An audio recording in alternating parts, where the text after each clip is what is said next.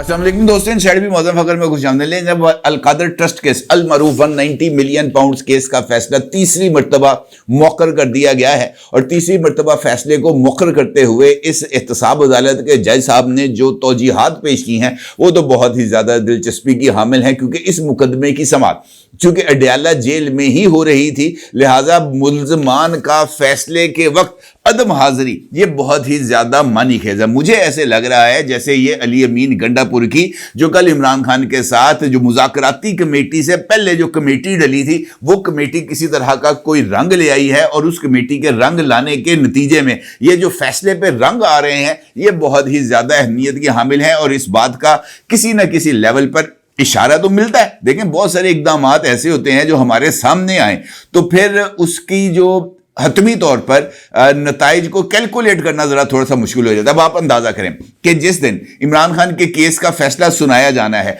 उससे पहले पाकिस्तान तहरीके इंसाफ के मौजूदा चेयरमैन बैरिस्टर गौहर खान साहब और सेक्रेटरी जनरल जनाब सलमान अकरम राजा साहब स्पीकर नेशनल असेंबली जनाब सरदार अयाज सादिक साहब से राब्ता करते हैं और यह राब्ता आज दिन के आगाज पर होता है और इस राब्ते में जनाब अयाज सादिक साहब से इस बात की रिक्वेस्ट की जाती है कि 15 जनवरी को मुज़ाकरात की तारीख को फिक्स कर दिया जाए और 15 जनवरी को पाकिस्तान तहरीके इंसाफ की मुज़ाकराती टीम मुज़ाकरात के लिए पार्लियामेंट बिल्डिंग में हाजिर हो जाएगी। स्पीकर साहब की तरफ से इस बात पर यकीन दहानी कराने कि जनाब 15 जनवरी को मुज़ाकरात के लिए तारीख को फिक्स कर दिया जाएगा, एहतसाब अदालत की तरफ से फैसला 17 जनवरी तक मौखर कर दिया जाता है। अगर एक लम्हे के लिए हम एहतसाब अदालत के जज साहब ने जो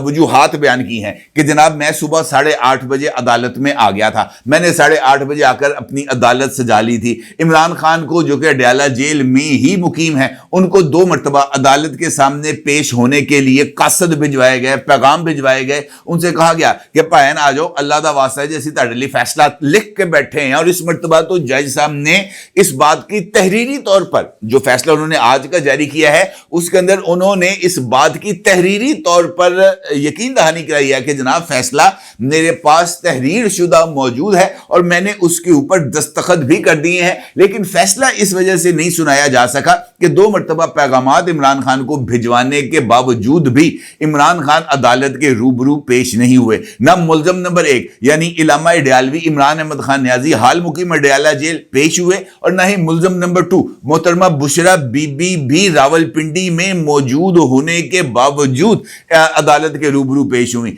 तीसरा, इमरान खान के वकला जो बाज़ाब्ता तौर पर जिनकी मौजूदगी के अंदर यह फैसला सुनाना जरूरी था वो जनाब वकला भी मौजूद नहीं थे अदालत के रूबरू, जिस पर 10:30 बजे अदालत ने इस बात का ऐलान कर दिया कि जनाब इस फैसले को 17 जनवरी तक मौखर किया जाएगा। अब यह जो सूरत हाल है जरा यहां पर आकर मुझे थोड़े से शकूक व शुबहात लाहक हो जाते हैं। शकूक व शुबहात इस वजह से लाहक होते हैं कि पाकिस्तान की अदालती तारीख बहुत सारी चीजों से भरी पड़ी है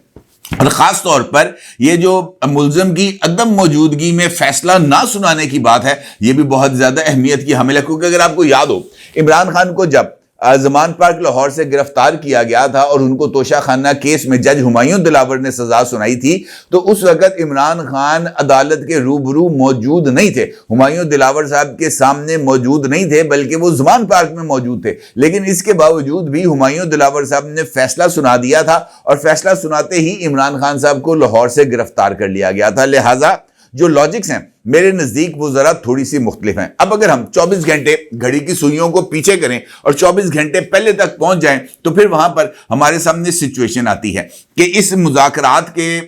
जो ऐलान था उसके लिए जो बुनियादी शर्त थी वो इमरान खान से मुलाकात थी और इमरान खान से मुलाकात भी एक ऐसे माहौल में जहां पर कोई तीसरा फरीक मौजूद ना हो और इमरान खान और उनकी टीम के दरमियान होने वाली गुफ्तगू को कोई सुन ना पाए। और इस बुनियादी शर्त पर गवर्नमेंट की तरफ से अमल दरामद किया गया और इस मुज़ाकरात के लिए यानी मुज़ाकराती टीम को अडयाला जेल भिजवाने के लिए 2:30 बजे का टाइम को फिक्स किया गया। अब जो मुज़ाकराती टीम के अरकान थे उनके लिए जो मुज़ाकरात थी छुट्टी वाले दिन यानी इतवार वाले दिन वो फिक्स किए गए 2:30 बजे। तो अली अमीन गंडापुर पायन केड़ा ऐसा सोना दा पानी चढ़िया जो 1:30 बजे पहुंच जाता है अडयाला जेल प्रोटोकॉल के साथ اور 1:30 بجے اس کے لیے اڈیالہ جیل کے دروازے کھلتے ہیں. عمران خان کو خصوصی طور پر میٹنگ روم میں بلایا جاتا ہے اور 1:30 بجے علی امین گنڈا پور کی اس کے ساتھ ملاقات کرائی جاتی ہے, اور ملاقات بھی 1 گھنٹہ جاری رہتی ہے. اور مذاکراتی ٹیم کے آنے کے بعد علی امین گنڈا پور ٹاٹا گڈ بائی کر کے گاڑی میں بیٹھتا نکل جاتا ہے, اور پھر مذاکراتی ٹیم بھی باہر آ کر اس بات کا اظہار کرتی ہے کہ عمران خان کے ساتھ ملاقات تو ہو گئی ہے,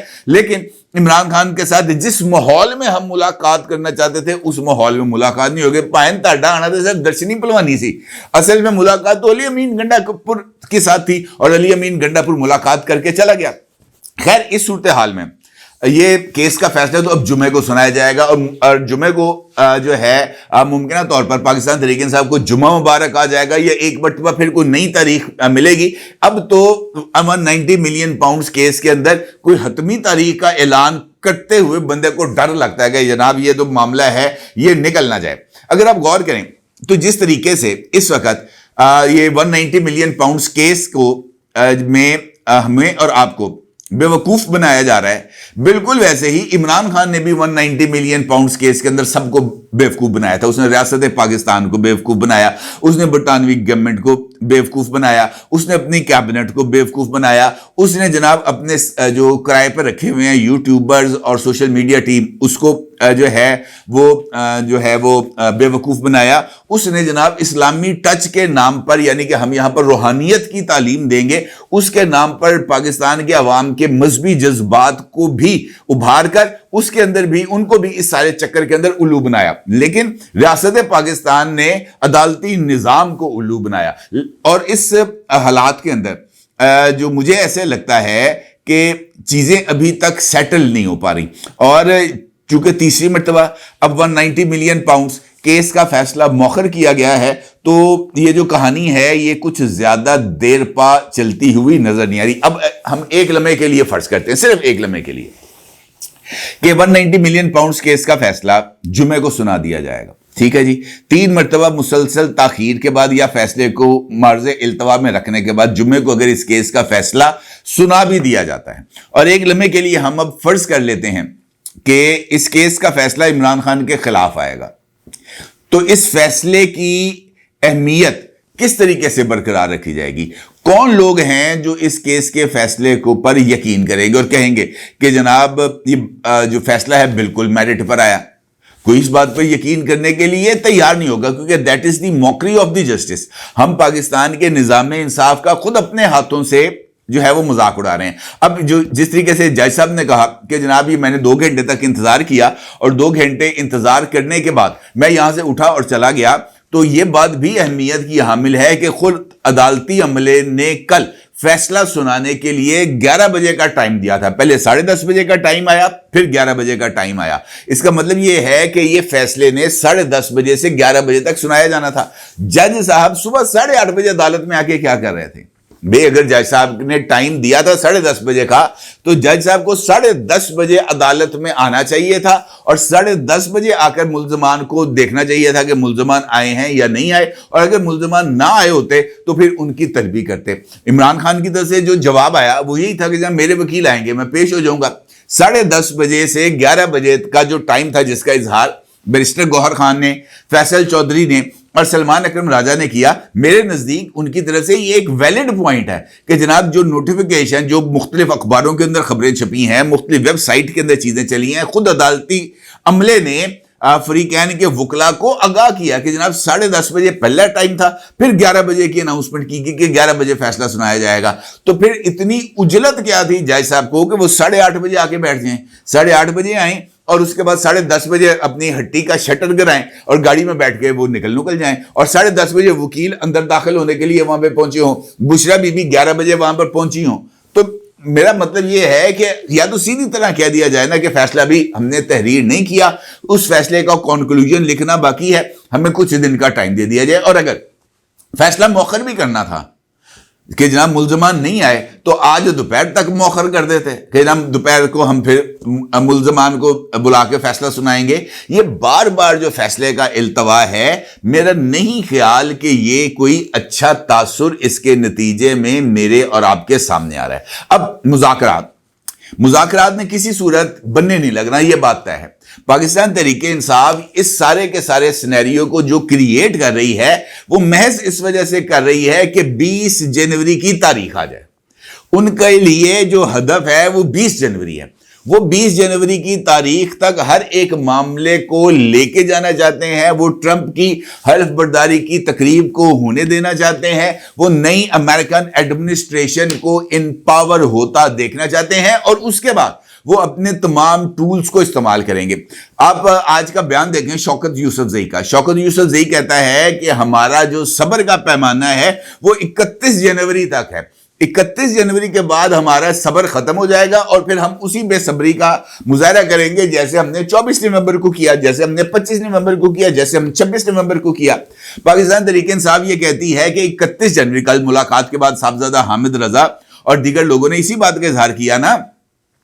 کہ ہمارے نزدیک 31 جنوری کی ڈیڈ لائن ایک حتمی تاریخ ہے۔ ہم 31 جنوری سے نہ ایک دن آگے جائیں گے نہ ایک دن پیچھے ہٹیں گے۔ 31 جنوری کے بعد ہم فیصلہ کریں گے۔ 31 جنوری کے بعد کیا کریں گے؟ 31 جنوری کے بعد فروری شروع ہو جائے گا۔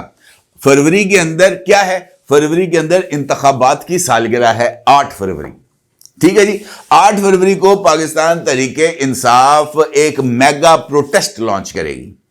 اور میگا پروٹیسٹ لانچ کرے گی اور ایک مرتبہ پھر ڈی چوک تک پہنچنے اور ڈی چوک تک پہنچ کے دھرنا دینے کا اعلان کرے گی، اور 8 فروری کو Pakistan Tehreek Insaf mega power show کرتے ہوئے یا کم از کم اس کی اناؤنسمنٹ کرتے ہوئے وہاں تک پہنچے گی، پاویں 20 بندے پہنچن، لیکن اس کے نتیجے میں وہاں پر جو ایک ماحول کو کریٹ کیا جائے گا، پولیس کو اکسایا جائے گا، ریاست کو اکسایا جائے گا لاٹھی چارج کرنے پر، شیلنگ کرنے پر، اور اس چکر کے اندر ٹرمپ انتظامیہ کی توجہ پاکستان کی طرف لائی جائے گی۔ یہ ہے وہ پورا سینیریو جس کے اندر اس وقت پاکستان کی ریاست ممکنہ طور پر مذاکرات کے چکر کے اندر ٹریپ میں آتی ہوئی نظر آ رہی ہے۔ میرا ماننا یہ ہے کہ پاکستان کی ریاست کو 20 جنوری کا انتظار نہیں کرنا چاہیے۔ ہو سکتا ہے وہ یہ سمجھ رہے ہوں کہ جناب اس چکر کے اندر اگر ٹرمپ کی طرف سے، امریکی انتظامیہ کی طرف سے عمران خان کی حمایت کے اندر ایک بیان آ جاتا ہے، دفتر خارجہ کا ترجمان مارکو روبیو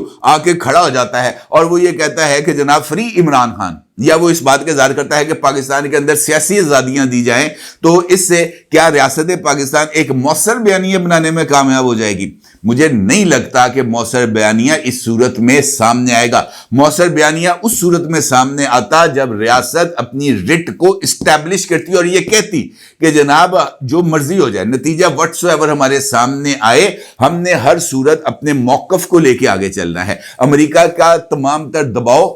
جو ہے وہ ہم غارت کر دیں گے، ہم اس دباؤ کو تسلیم نہیں کریں گے۔ اور اس چکر کے اندر اگر پاکستان تحریک انصاف 8 فروری کو کسی طرح کا پروٹیسٹ لانچ بھی کر رہی ہوتی تو اس سے پہلے ریاست نے جو ماحول ہے اس کو مکمل طور پر تیار رکھنا تھا، اور وہ امریکہ کے یہاں پر موجود سفارت خانے کے ذریعے ان تک یہ پیغام بھی پہنچ جانا تھا کہ پائن پاکستان والے نہیں جے ڈرنے والے، لہٰذا آپ کو سوچ سمجھ کے بیان دینا چاہیے۔ اس طرح کے ماحول کو کریٹ کرتے ہوئے معاملات کو آگے بڑھایا جا سکتا ہے۔ یہ نہیں بڑھایا جا سکتا کہ ہم نے چونکہ ہر ایک اہم فیصلہ جمعے کو کرنا ہے لہٰذا ہم جمعہ مبارک کریں گے، یا ہم اس بات کا انتظار کریں